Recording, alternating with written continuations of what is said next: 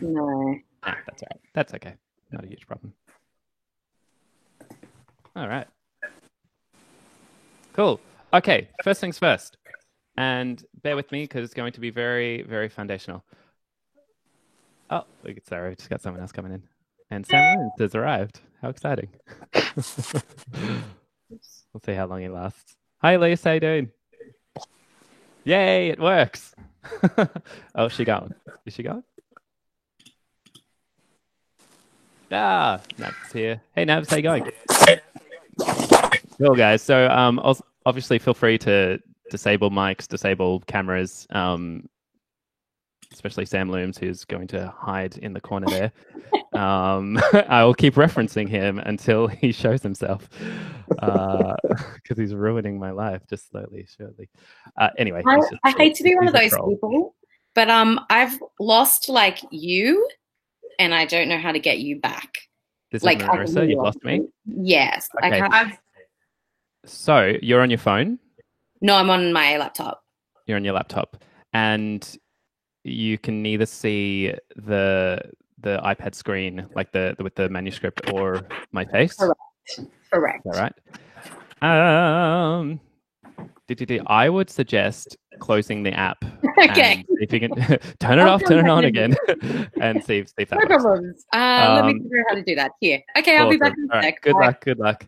Okay, for those that have joined us, welcome. This is very much a trial, as I mentioned. It's super discussion focused, so if you want to chime in, have any questions, just shout out.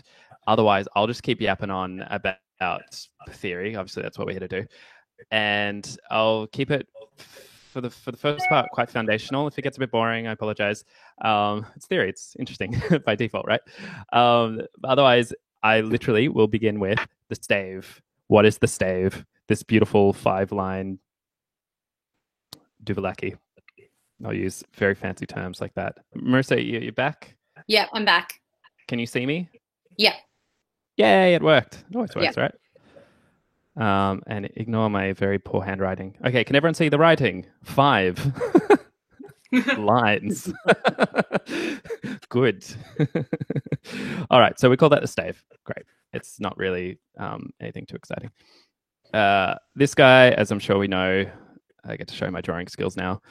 Treble clef, bass clef. I'll move at a particular speed and then I'll slow down if anyone's kind of like, hold on, stop right there. Why? Why is a generally quite a hard question to ask when it comes to theory and life in general. So we got the treble clef. We also refer to that as the G clef, which I'll explain to you why. That actually does have a Y. And the F clef. All right. This is a really easy way to work out what the notes are on the stave. So the first thing for the treble clef is that the treble clef creates more or less a crosshair around the G line. So please speak up if this doesn't make sense. But this line here is G. Is everyone clear with that? Those that have microphones on. Good. I'll take your silence as a resounding yes. so I'll just repeat that. So the treble clef, it circles around the second line. You should be able to open up a piece of sheet music, which I'll do right now. What are we going to open? With you, Pippin. No, bad. Handwritten. Taken to the world. Beautiful piece. So as you can see here in this very beautiful quality, this creates a little crosshair. That line is G. Once you know G, you know everything. All right. This one here, as you can imagine, these two dots are above and below the F line. So, as I said, we call the top one G clef, the bottom one F clef. Super simple, very straightforward, nothing crazy. So let's just have a chat about the note letters. So we already know that there's G, we know that there's F, and as you can imagine, it is the musical alphabet. So I'll keep going. And I'm going to move backwards, which is super strange. I'll do A twice, why not? So guys, there are 7 notes in total. or 7 letters. All right, there are accidentals, which we'll get into. 7 letters, they repeat, they're cyclical. So if you have a look at the keyboard, which I hope this works, so we've got the A, B. I know you can't hear this, but that's okay. It's more just for visual reference. F, G. Okay, so I'll just do that one more time. So we've got A here, B, C, D, E, F, G. All right. And shout out if there's any questions. Basically, one of the main things and my kind of philosophy and theory is just make things as simple as possible, but also to know, also have the ability to identify patterns. And once we understand that it's the 7 notes in a cyclical nature, we can then actually go to the piano and understand that the piano works in the same way. It's just those notes repeated over and over again. So when we go back to the treble clef and the bass clef, I'll go into the manuscript that I had open. Not that. Oh, I can hear zips and all sorts of exciting things. Oh, that was me. So hello. Oh, yay. How you doing? Good. You're getting student A+, right? Thanks. Okay. So this guy's the G. It's really super quick. Now, when we look at a piano stave, generally, there is the brace or the bracket. This is not the bracket yet, but there's a line that will join the treble clef and the bass clef. Generally speaking, the treble clef is the right hand, the bass clef is the left hand. Of course, that gets changed, and then sometimes both staves will have treble clef and both staves will have bass clef. What you'll see next to a piano stave is this little brace or bracket. It's actually a brace, sorry. When they are together, we then refer to that as the grand stave. Again, that's a bit of nonsense information you'll probably never use in your life, but it's good to know. So what happens here, and I'll get into note names in just a second.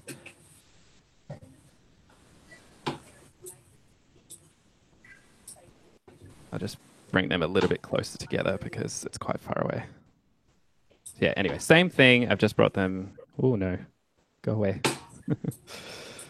I'll be talking to myself a lot. Okay. So I'll bring the bass clef back. Generally, the treble clef does not go into the bass clef like that. But, you know, that's all right. So, F, G. Everyone happy with that? No complaints? Good? Yes. No objections? Great. Okay. It's just objectively F and G. Okay. We're not fighting that right now. Okay. Now, when we're moving up, that is to say, in direction up of the treble clef or the note staves, we move up the alphabet, which is to say to the right. This is where sort of dynamics or directions get a bit confusing. When I'm moving down, I'm moving backwards. Okay. So this is a G, as I said. I'm going to move up the stave to the next space. And now I've got an A. Okay, so as I said to you, A, B, C, D, E, F, G, it just repeats. It keeps going, okay? That is a constant loop. The next note's going to be a B. The next note will be a C. The next note will be a D. The next note will be an E. And if you look here, it just follows that sequence, A, B, C, D, E. Okay? And there are no notes between the lines and spaces. It is just lines and spaces. Okay, the spaces are like houses, the lines are like roads, if you want to. There's nothing between the houses and the roads. There's no sort of like in between sort of realm or universe or something, okay? They are the notes. That's what's occupying the space, the lines and the spaces. Of course, if I move backwards, now note that I'm still moving right across the stave because we're not talking about time right now. I'm simply drawing the notes. I could draw them wherever. If I move backwards, though, that is to say down, I'm going to move backwards through the sequence. This is an F, this is an E, this is a D, this is a C, this is a B. All right, shout out. Anyone have any questions? Mr. Looms? That's good. Okay, good. Yeah. All right. It's pretty... I won't say self-explanatory, but that's not right to say. Now, as you probably already know, some may know, this C here is middle C, commonly referred to as middle C and is generally found bang on in the middle of the piano. Sometimes referred to as C3 or C4, depends if you're a Yamaha or Roland brand, or it's a few sort of different things there. Generally 3 or 4 octaves from the lowest C of the piano, and we'll talk about the piano keys in just a moment. This C is the junction point between the treble clef and the bass clef. Okay, so that's why I drew the bass clef a little bit closer. When you see a C, above the bass clef, it is the same as seeing a C. Lord, seeing a C below the treble clef. Okay. Ooh. So it's really important. There's not sort of like this weird no man's land between the treble and bass clef. It actually keeps going. So bear with me here. So as I said to you, so the bass clef, this is an F. I'm going to move up. That's a G. I'm going to move up. That's an A. Someone opening a packet of chips or something. It's too early for that. So that's a B. This is a C. All right. I know it's getting a bit messy now. If I keep drawing the notes, and of course, generally the bass clef and treble clef will be a bit closer together. Sometimes they're not. This D that is here is the same as the D that is under the treble clef. They're the same pitch, same note. They might look a little bit different. So for example, if that D, it's the same pitch, okay? They sound the same. So to the keyboard here, da is the D. If I draw the D that is on the treble clef underneath the E line like that, I can do that. Otherwise, if the D is coming from a melody that is coming from the bass clef, then I'm going to draw it with the line underneath. And I will talk about ledger lines in just a moment. So let's just talk about the piano for a second.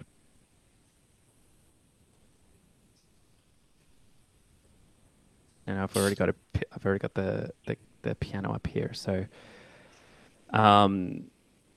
the way that I look at it, and I'm sure a lot of you already have this information, but I'd like to start with the foundations. So the piano is made up of white and black notes. Great. There's going to be one group of 2 black notes and one group of 3 black notes. Okay. That's pretty much that pattern you'll see throughout the piano. It just keeps repeating indefinitely until, of course, the piano ends. So to the left, that is to say, directly adjacent to the first black note of the 2, the first black note of the group of 2 is C. Okay, so right now it's quite straightforward because you can see the letters written on the piano. But if you go to any piano, and I'd encourage you to do this just so you're super familiar with what's on the piano, find a group of 2 black notes, go directly to the left, and I'll talk about adjacent quite a lot. Sometimes we feel like 2 notes are not adjacent, but this C sharp, this black note, and this C are directly next door to each other, despite the fact that the D looks like it's next door. Okay, the C and the C sharp, they are neighbors. They're absolute neighbors. D is like the neighbor's neighbor. All right. So there's just there's a little visual trickery there. Okay. So just as C and B, they're adjacent. They're next door neighbors. B and B flat or A sharp, they're neighbors. Okay. And I'll just jump to E. E and F, they're neighbors. E to D sharp are neighbors. All right. So when I'm talking about adjacent notes, I'm always talking about what is directly next to the note, despite the vertical placement of the note. Okay. Although C sharp is smaller, you could just as well imagine the black notes. Hello, dodgy drawing. You could imagine the black notes, if you like this, going straight down the piano. And in that way, they are next to each other. And of course, for playability, we don't do that because the pianist needs to navigate around the black notes, and that would just be a huge nuisance. So it's an important point, which I'll come back to, that the notes are adjacent. It's when we get a bit confused with B sharps and E flats and all this sort of stuff. So that's just a brief chat about the piano, but I'll come back to it. So I finished my train of thought.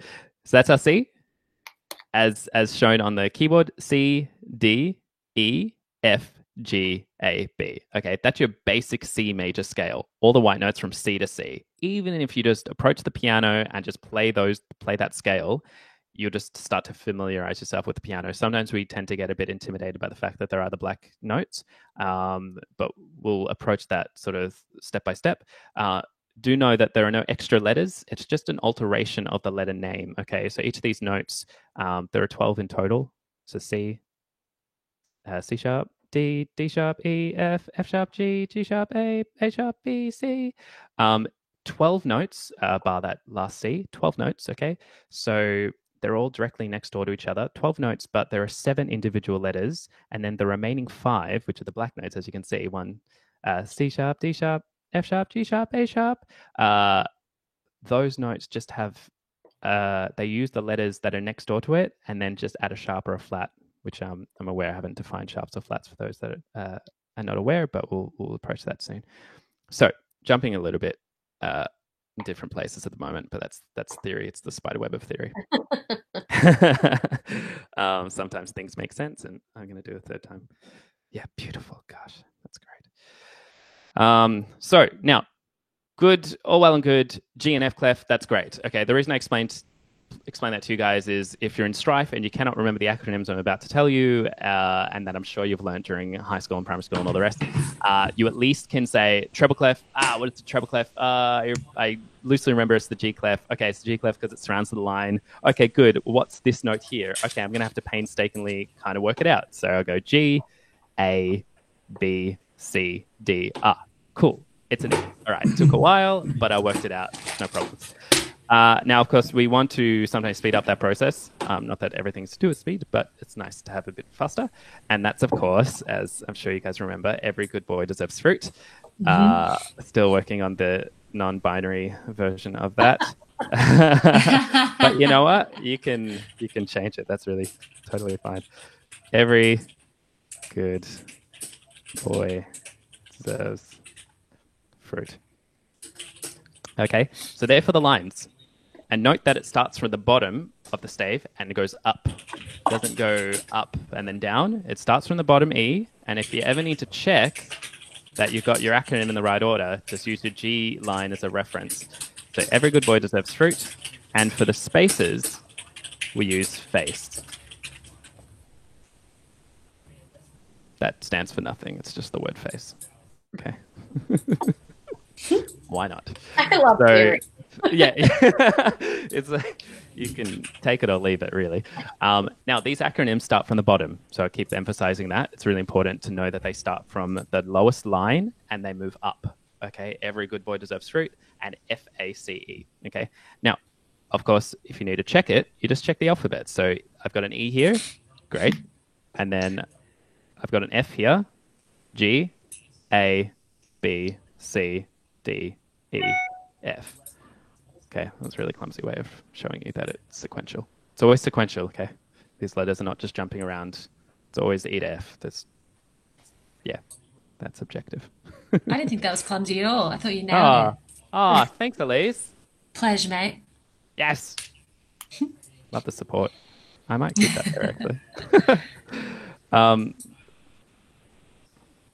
It's my perfectionist tendencies. They always come through. I'm sure we can all vaguely relate. Oh, yeah. How to do the thing and how to do the thing in the best way possible. So we've got our F. Good boys deserve fruit always is going to be your bass clef reference. Bass clef reference. That's a nice tongue twister. Bass clef reference. Good boys. Good boys deserve fruit always. Now, those playing at home, that is just an alteration of every good boy deserves fruit. Because, just as a little bonus, if you do go the legend line above the F, that is an A, and that is just your always note. Okay? So it's just every good boy deserves fruit always. But for the treble clef, all you're going to do is pay attention to every good boy deserves fruit. And for the bass clef, you're going to pay attention to good boys deserve fruit always. That's for the lines, okay? That's just a easy way to say that all you have to do is remember the one acronym. You just need to know where it's placed. That's quite important. If you place it incorrectly, then you're kind of screwed. It's just stuff you got to practice, really. So good boys deserve fruit always. And then all cows eat grass. Huh. our Um, vegan friends.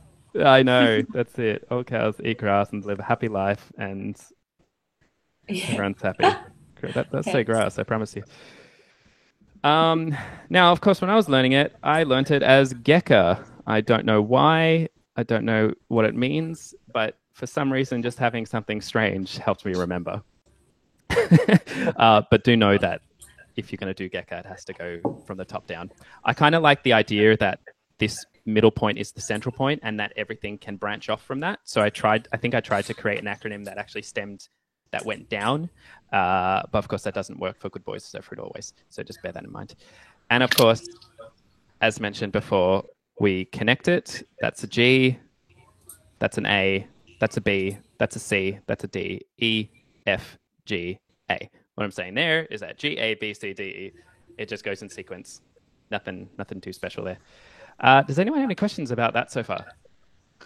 That's Making great. sense? No, Cool. Yeah. all good. What I would encourage you to do is just find some sheet music and write the notes onto it. A lot of people will say don't do that, but it's how I learnt, and I think it's a nice little brain teaser. Just get some sheet music. The glamorous life. What a tune. Good times. Good times. So here I can go through and use my Every Good Boy Deserves Fruit. Whoops. Good. Sorry, it's malfunctioned. And then I've got my E, and then I've got my F for, that is to say face, so FACE, and then Every Good Boy Deserves Fruit, which is my F. And then here, this is as we start to get into ledger lines and ledger notes. The thing is, we see 5 lines, but as music and pitch and sound is indefinite and infinite, it can keep going. Okay, we only see 5 lines, but in reality, there are hundreds of lines if you want to get super technical like that. So basically, what that means is that above the F is a space. Okay, even though you don't see a line. Okay, above the F is a space. So right now, we do have a space just above the F, and as you can imagine, that note is a G. Okay, it's directly adjacent in the sort of alphabet loop, I guess. So the G comes right after the F, and I'm going to try find you a ledger note, which is here. So E for face, that's the 4th space. F for fruit, E, F, and then the next space is G. Okay. Yeah, once you get a bit more proficient at reading, you don't have to use the acronyms so much. You can just face E. Okay, so E is that. And then the next note is on the next line. And as I said to you, the line is the road next door to the house. So the next neighboring note is going to be an F. Okay, and that requires a bit of practice. So you see an E, great. And then you're going to see the note go up to the next line. Okay, so that's an E. The next one's going to be an F. And then with a bit more practice, you see a space above that line. That's going to be a G. These guys are directly next door to each other. E, F, G. That may have sounded a little bit more complex than kind of what I'm intending, but don't fret. So, and then this guy, ledger line. Okay, the ledger line is the line that's kind of suspended in thin air, I guess. It is connected. Okay, so I like to see. Oh, hello. I like to see the musical stave as like a window. That is to say that the window only shows 5 lines, but if you kind of, I guess, I don't know, remove the drapes or something like that, you're going to see more lines. All right, but it's going to get too messy to show too many lines, so they'll use. Their convention is to use ledger lines. So I could legitimately draw a dotted line just to show that there is an imaginary line above the G, okay? And this is an A, okay? So as we've seen in the sequence, and this is a really great piece to show that, E, F, G, A. It actually goes in sequence, and it goes from E space to F line to G space to A line. Yeah? How are we doing with that? That makes sense. Yeah? Okay. Thank you. Yeah, perfect. Cool. Thank you. This is a great piece, actually, because it doesn't really have too many different accidentals. And of course, we haven't spoken about key signatures, and I'll have a chat about that and the major scale throughout the week. We've got a C here. We've got a B. It's natural, which we'll chat about. I might actually just finish the session talking about accidentals for a moment.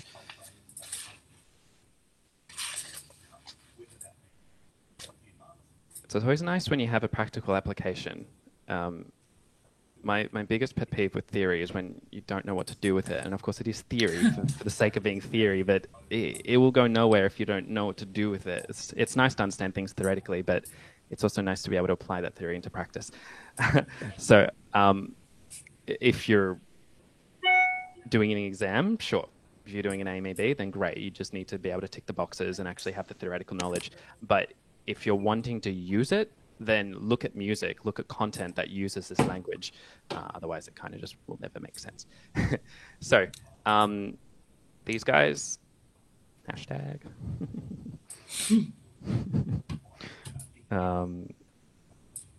Sharp, flat, natural.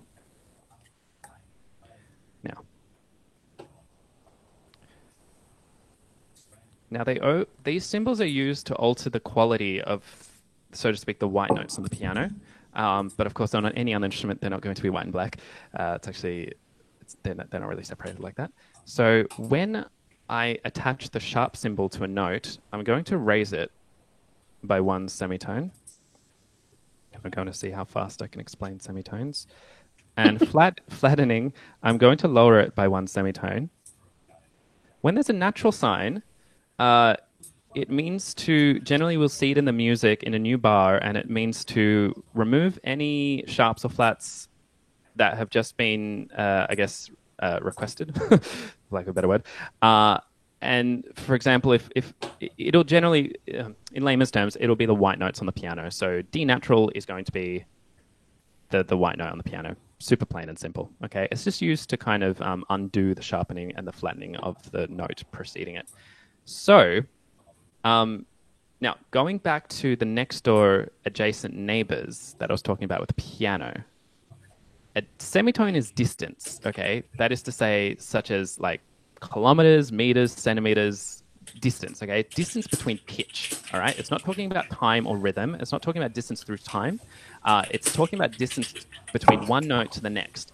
And as we know, two notes can occur at the same time. That is to say, it's akin to two people talking at the same time, which is super annoying.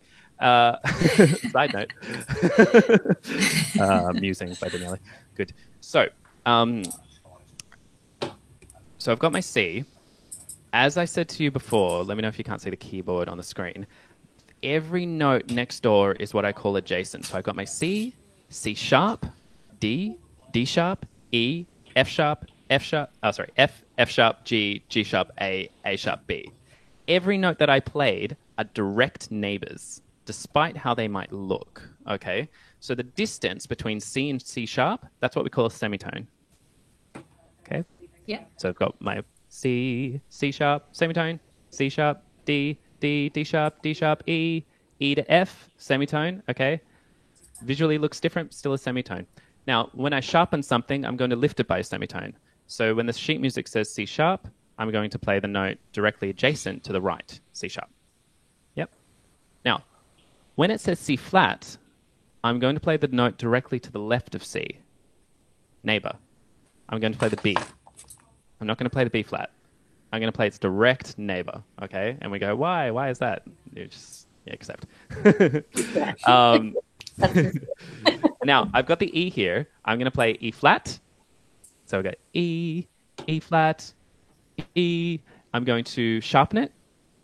F, E, F. So in the music, it might call for E sharp, but that is just a different nickname, so to speak, for F. Okay? And when we're referring to the nicknames of, I say the term nickname because every note has a different name, but it can achieve the same purpose or the same pitch. It's referred to as nomenclature or accidental spelling. Okay, so a C sharp can be referred to as a C sharp, or it can be referred to as a D flat. A D can be referred to a D, obviously, or a C double sharp, which we won't get into. There's just sort of bonus stuff. Double sharp, as you can imagine, is lifting by two semitones. So it's a C double sharp. Okay, that's also a D. Slightly more advanced stuff. And we're at time now. So does anyone have any questions before we close off? That makes sense. That's great. Cool. Thanks guys. D-Man. Thanks for going on this little experiment with me, and I hope to see you tomorrow. Yes. I Yeah. love teaching this stuff, and I want to make sure it's as logical and formulaic as possible. So, You're very fast on that software. It's cool. yeah, good. Yeah, it's I've like been an experimenting. art. Yeah, I'm good. I'm very happy. I will keep tweaking it because that's just as who I am. Okay. No, it's super useful. I haven't Good. done this stuff. I did all this stuff at like school and I haven't done it for years. And I'm such a shit piano player. It's really Yeah. good to just go over it all. And you're leading into the territory that I'm like, oh, fuck, I forgot this entirely. So this is great. Good. If we build the foundations and Yeah. gain enough trajectory or traction, we can start moving into actually playing. Oof. Ooh, You know what I mean? yes, please. So it's good to Yeah. combine the two, as I said to you. So it's practical. All right, Totally. friends. It should be the same See you link tomorrow. But I'll let you know if there's any problems. All right, take care. Thanks, No. mate. Bye.